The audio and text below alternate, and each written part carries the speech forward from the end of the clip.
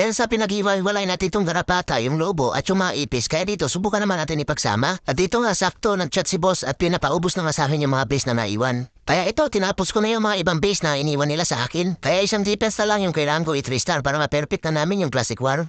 Dahil meron nga 73 win streak yung kalaban at 58 naman sa amin. Kaya dito, gumamit ako ng Queen Charge lalo para hindi kayo maumay sa bulalakaw ni Tatang.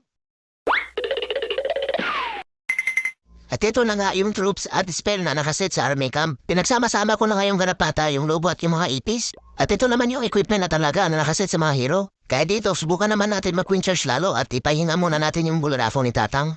Last defense na nga to, kaya pag na-3-star ko, perfect na namin yung Classic War dito sa War Cartel. At ito nga yung ginamitan ko ng Queen Charge lalo, yung defense ni Slayer. Max na rin sa T16 kaya subukan natin kung paano ba ma-3-star to gamit yung Queen Charge lalo. At dito nga, inunahan ko lang muna ng isang balloons bago ko nilapag yung Blim. Mas pinili ko nga gumamit dito ng Yeti Blim para matanggal na agad yung Multi Inferno Tower. Dahil dito ko papasukin yung Tupake na Queen kaya ginamitan ko ng Beteng Tianak yung ibang kolektor na nandun sa gilid.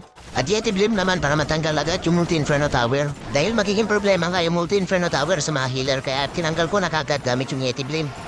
Tapos dito ko naman pinapasok yung BK.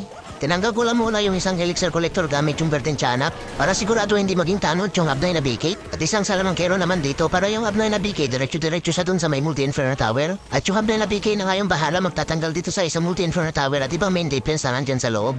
At dito nga lumapit na yung enemy BK kay Tupake na Queen kaya ginamitan ko na ng Rage at isang Ninja para hindi agad ma-force yung ability ng Tupake na Queen.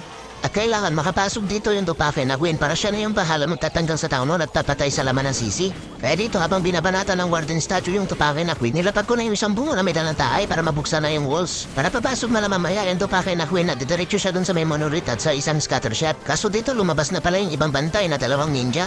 Kaya muntik na nga ma-force yung ability ng Tupake na Queen, buti na lang magapan ko agad ng rage spell. Habang yung Abnay na BK nakapasok na nga sa loob kaya sigurado matatanggal niya na yung isang Multi Inferno Tower kasama ng Expo at isang Rikushi Cannon.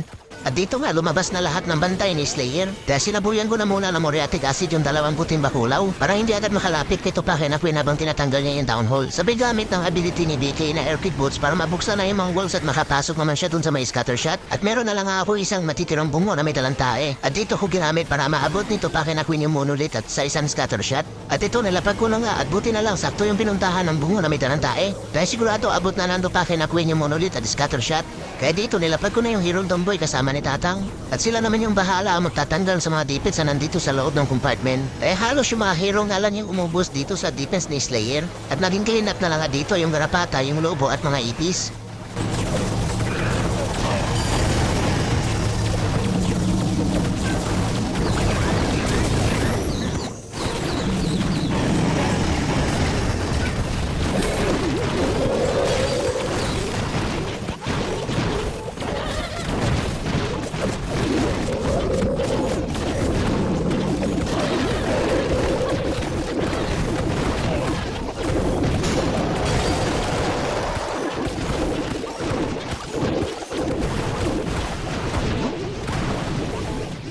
At ayun, buti na lang umabot yung oras dahil hindi ko napansin wala na pala isang minuto bago ko nilapag yung mga garapata, yung mga lobo at mga ipis. Kaya dito na perfect na namin yung Classic War at waiting na lang sa draw. At ihabol ko lang guys, magpaparoleta pala ulit tayo. At 15 ngayon pwede manalo ng 200 Gcash. Kaya kung hindi pa kayo nakafollow, ipollow nyo na yung page guys para may chance kayo manalo.